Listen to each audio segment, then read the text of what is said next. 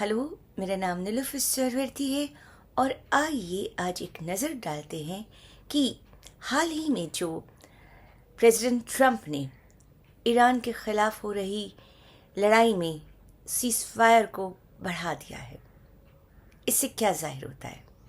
पहली बात तो ये है कि अगर वो सीज़फायर नहीं बढ़ाते तो ज़ाहिर है जंग फिर शुरू हो जाती और सबसे शायद पहला मकसद उनका ये है कि वो बुरे फंस गए हैं इस जंग में, इस लड़ाई में, और इसे वो और बढ़ावा नहीं देना चाहते।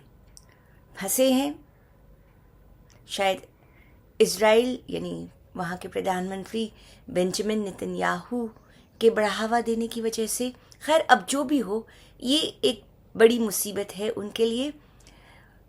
उन्हें इसमें शायद इज़राइल के अलावा किसी और का सहारा ही नहीं है।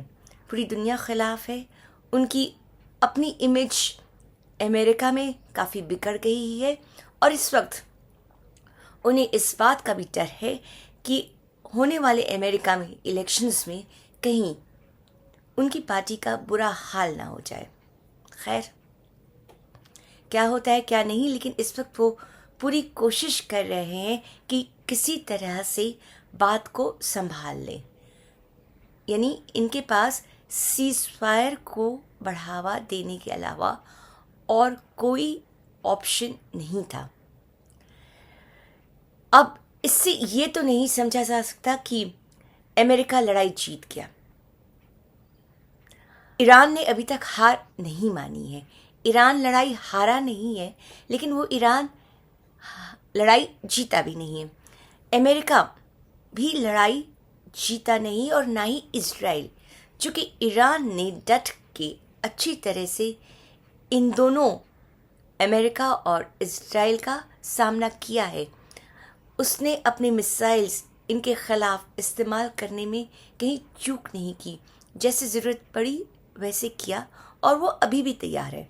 अपनी तरफ से ईरान का कहना है वो तो महीनों जंग में रह सकता है, लेकिन ये बात शायद इस वक्त अमेरिका यानी वहाँ के प्रेसिडेंट ट्रंप के हक में नहीं। उनके पास यानी कोई और चारा नहीं बचा सीज़ फायर का ऐलान करना।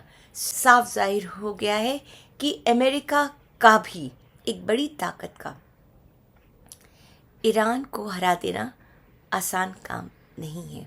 इन्होंने ये भी नहीं कहा ट्रंप ने कि सीज़फायर कब तक की है।